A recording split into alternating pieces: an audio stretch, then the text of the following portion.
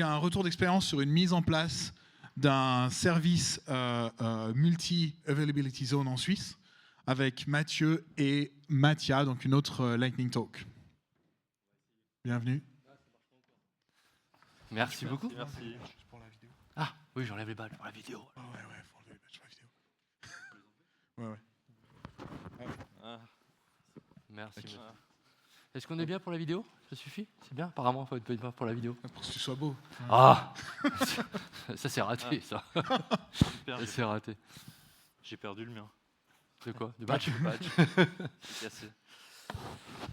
Alors, j'arrive tout de suite. Excusez-moi. Allez. Ok. Toc. Et toc. Je suis connecté. Donc Mathieu et Mathieu sont chez Idora, basé à Genève.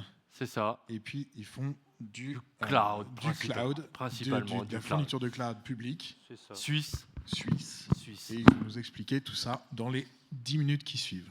Alors, Il n'est pas encore reseté, c'est bon. Là. Ah, si, c'est parti. C'est bon, Bon, c'est bah, parti. Merci pour l'introduction, Raphaël.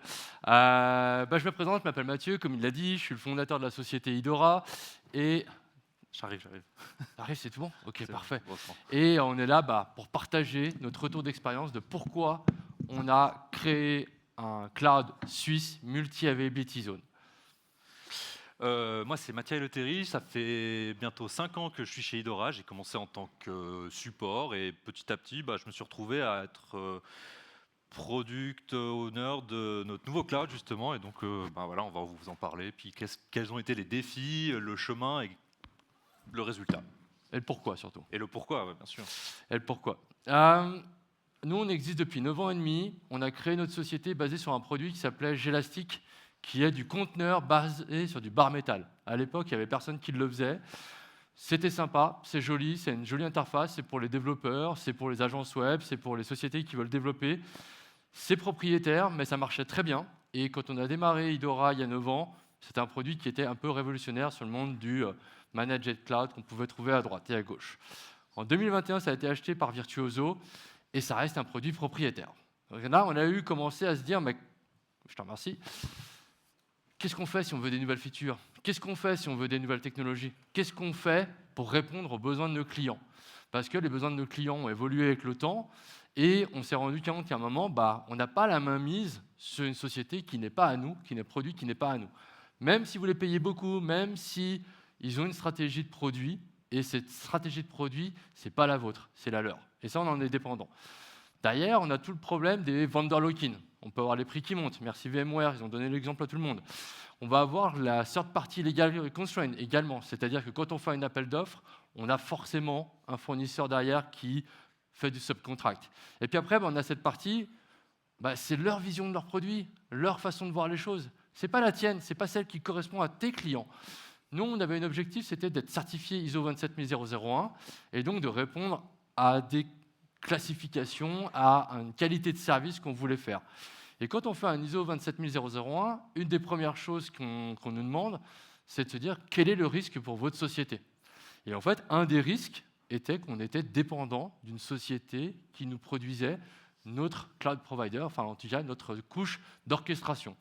Et à ce moment-là, on dit, OK, c'est cool, mais ils font tous pareil, entre guillemets, ils sont tous sur OpenStack, etc.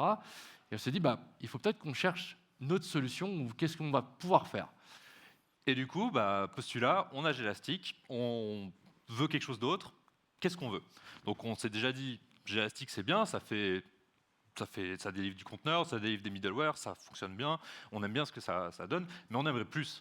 On avait des contraintes techniques qui nous empêchaient d'avoir du S3, on ne pouvait pas faire du GPU, on n'avait pas de la vraie multi-availability zone, et la connexion avec un SSO, c'est des demandes, par exemple, qu'on avait faites depuis très longtemps à Gelastic et qui ne venaient pas parce que chez eux c'était compliqué, etc. Donc on s'est dit, on va reprendre ce qu'on a et on va ajouter tout ce qu'on n'a pas. Surtout, par exemple, GPU dans le monde actuel, je pense que c'est une feature qui est très demandée. Donc on s'est dit, quelles sont nos options? Donc nous, on a voulu partir sur quelque chose d'open source et l'approprier d'une certaine manière pour l'enrichir. On a regardé un petit peu ce qui était disponible et entre les différents hyperviseurs type VMware, Proxmox, etc., on s'est dit, c'est peut-être pas forcément ce qui va mieux convenir à notre situation. On s'est dit, il y a un produit qui fonctionne très bien, qui est le phare de l'open source, c'est Kubernetes, et en plus, c'est un produit qui est fait pour scaler. Donc, c'est super. Et c'est un produit qu'on connaissait, parce que nous, on faisait beaucoup de consulting autour de Kubernetes, donc on maîtrisait en interne Kubernetes. Pourquoi ne pas l'utiliser pour que ça devienne en fait notre cœur de notre cloud? Exactement, exactement. Donc on s'est dit, allez, pourquoi pas. Kubernetes en tant qu'hyperviseur. Spécial, mais allez, je pense qu'on n'est pas les premiers à y avoir pensé.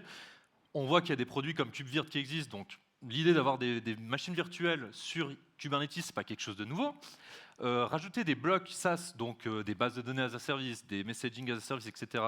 Au final, est-ce que c'est pas le cœur de Kubernetes avec tout ce qui est opérateur, tout ce qui est CRD, etc., qui existe déjà, et en fait, nous, on va juste aller rajouter une interface pour le proposer à des utilisateurs, des end-users, et puis effectivement, il y a tout ce qui est opérateur CRD, donc en fait, on va pouvoir piloter notre cube vraiment comme un vrai hyperviseur, comme ce qu'on voulait. Alors quand on cherche des hyperviseurs basés sur du Kubernetes, il en existe. On connaît tous Red Hat OpenShift, on connaît tous Harvester, et il y en a encore d'autres. Mais là, quand on attaque ce marché-là, c'est un marché où ça reste de la grosse société, et même si c'est open source, l'évolution de l'open source dans des gros produits comme ça devient compliqué. C'est-à-dire qu'on ne peut pas imposer notre vision, et on ne peut pas imposer les produits qu'on veut. Ils ont leur façon de voir les choses. Si on veut du support, ils ont leur façon de faire leur support, et en fait, c'est comme VMware, sauf que c'est écrit open source dessus. Alors oui, c'est open source, oui, on peut tracer le code, mais il y a un côté où on a une espèce de frustration de se dire, ça reste gros, il faut faire des demandes, il faut passer par les product owners, ils sont aux États-Unis, ils sont pas forcément à côté de nous et pas forcément proches de nous pour pouvoir grandir là-dessus. Et c'était un peu des problèmes où on n'avait pas la vision qu'on voulait. Et certains, ils avaient un prix qui n'était pas donné et des qualités qui étaient pas. On a perdu quelques mois justement en partant sur une solution. Et en fait, quand on a voulu avoir plus de fonctionnalités, plus de discussions, et comme le dit Mathieu, on s'est retrouvé face à des murs administratifs, de process, etc. où en fait, ça avançait pas et ça pouvait pas avancer. Et donc, on s'est tourné vers la CNCF. Par défaut, qu'est-ce que la CNCF produit? Qu'est-ce qu'il y a comme produit et qu'est-ce qu'il y a comme outil qui nous permettrait de faire ça? Et là, j'ai cherché. GitHub a été mon ami pendant quand même pas mal de temps. Et trouver un produit qui est capable de faire du Kubernetes bien fait. Mais quand on parle d'un cloud provider, on parle d'isolation, on parle de multi-tenancy, on parle de facturation, on parle de réseau, de scalabilité, on parle de tous ces points-là qui font que il faut qu'on prenne chaque brique à droite à gauche qui nous plaise. J'ai Raphaël devant les yeux, donc je pense à Cilium, bien entendu, mais le KubeVirt, il faut qu'il soit pimpé correctement. Il faut que toutes les briques de monitoring que l'on veut correspondent à notre besoin, mais également à nos besoins de nos clients, et qu'on puisse l'industrialiser et le scaler. Et également, c'était un choix de ne pas prendre des briques qui étaient opinionnées. C'est-à-dire qu'on ne voulait pas partir comme sur, par exemple, du OpenShift, où en fait, on se retrouve avec une version d'un Kubernetes qui est un peu dénaturée de ce qu'est Kubernetes de base. On se retrouve avec des versions de réseaux qui sont en fait complètement bricolées par Red Hat pour que ça fonctionne dans leurs produits. Nous, on voulait des choses open source et des choses standardisées. Vanilla, pure vanilla. Et là, en fait, on est tombé sur une stack qui s'appelle Cozy Stack, un petit projet dans un coin, quelques stars GitHub à l'époque, et on commence à regarder ce qu'ils ont fait. Et là, le produit il nous dit ouais, c'est pas mal, mais il manque ça dans notre liste. Et qu'est-ce qu'on s'est dit? Mais pourquoi on ne va pas avoir cette boîte puis leur dire qu'est-ce que vous voulez, comment vous voulez faire votre produit, comment vous voulez mettre la vision dans le produit. Et ils nous ont dit clairement, on est trop jeune, ça risque d'être trop gros pour nous, et on va devoir développer. Mais donc il nous faut de l'argent. En fait, c'est à ce moment-là qu'on s'est dit, mais finançons l'open source, comme ça le produit qu'on va créer avec nos besoins et le besoin de nos clients, potentiellement il peut aider un cloud provider à l'autre bout de la planète, aux États-Unis, en Afrique, en Asie. Et en fait, c'était cette mentalité-là qu'on s'est dit, on va payer pour nous, mais aussi pour les autres. Et à ce moment-là, Cozy Stack permet de grandir, on grandit avec eux, on crée beaucoup de produits autour de ça, on leur fait développer plein de choses pendant 1 an et demi maintenant. Ouais. Une bonne année et on continue avec ça pour leur dire, on fait un truc ensemble pour nous, mais aussi pour les autres. Et finalement, on arrive à une stack qui est ultra solide, avec un framework qui fonctionne bien, qui est full open source et full vanilla.